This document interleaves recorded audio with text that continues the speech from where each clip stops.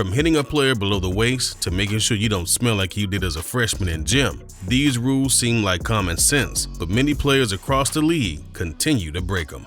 Keeping up with your hygiene is something that players shouldn't have to be told, but if you do smell horrible, get ready for players to call you out.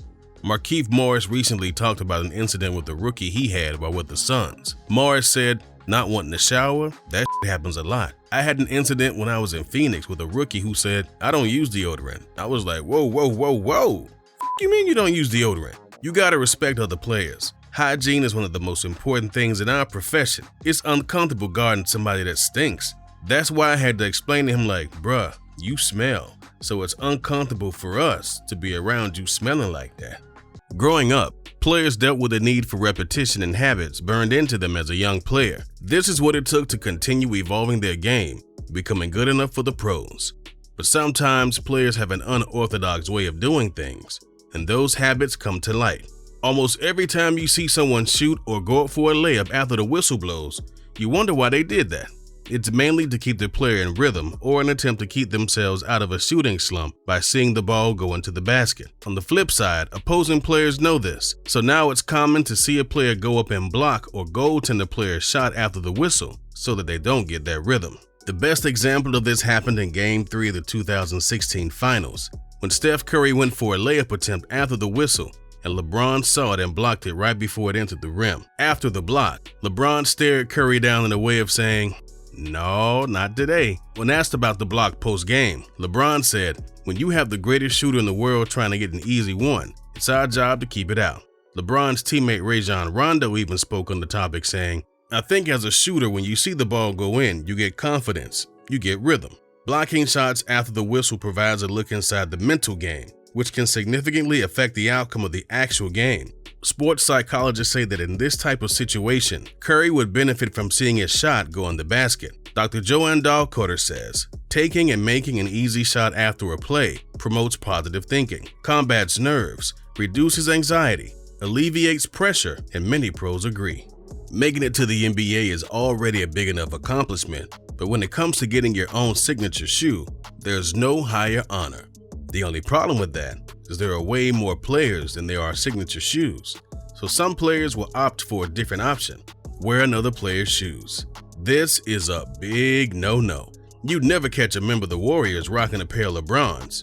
It just wouldn't make sense. But there's plenty of reasons many players across the league talked about wearing other players' signature shoes and gave the answers they did. Former player Charlie Villanueva was asked about wearing someone else's shoes, and he said, "Nah, I would never do that. If we're in the same league together, I'd never do that. I would never wear LeBrons, I'd never wear KDs. I wear some Jordans though." Trevor Ariza had a similar response when he said, "Nope, absolutely not. I don't care who it is. I'm not wearing nobody's shoes that I'm playing against. You can forget about it."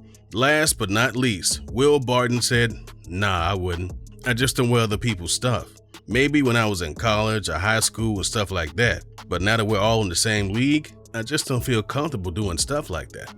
One of the best stats a player can achieve is going off across the board and scoring a triple-double, but they are way more common now than they used to be. In Russell Westbrook's case, he averaged a triple-double for 3 years in a row, which is unheard of. And because of the spotlight on him when doing this, you can tell players pay attention to their stats way more than they used to. Players are often congratulated after a triple-double, even by the opposing team sometimes. But the main rule when it comes to getting such a stat line, don't fake it. During a game in 2010, Ricky Davis intentionally missed a shot in order to grab the last rebound he needed for a triple-double. He thought he'd get praise, but the players around him knew it was forced and on purpose. This made it seem worse than he would have just finished a rebound short. Many injuries across the league happen each year, some worse than others, but the main injury usually has to do with a player's legs. One of the most common unwritten rules in the NBA is to play hard, but take care of other people's legs like you take care of your own. Just a slight change in direction or where a player lands has been the difference in some people's careers. Think of Kevin Durant in the 2019 Finals. All he did was take a simple jump shot, but he landed awkwardly. He went down with an injury that lost him the finals, also being forced to sit out a whole year. Although not as common as NHL players brawling or MLB players charging the mound, the NBA still has its fair share of scuffles each year, and it's only getting worse. From the malice in the palace with the Pacers in 2004 to Karl Anthony Towns and Joel Embiid choking and poking each other's eyes out, these players sometimes let their emotions get the best of them. The one rule when it comes to fights in the NBA is no matter what, beyond any other ruling, you have to back up your teammates. In 2013, Matt Barnes, who was known for overusing his mouth, helped a teammate with a scuffle and ended up getting fined. After the game, he tweeted something that he would eventually delete an hour later, saying, "I love my teammates like family, but I'm done standing up for these dudes.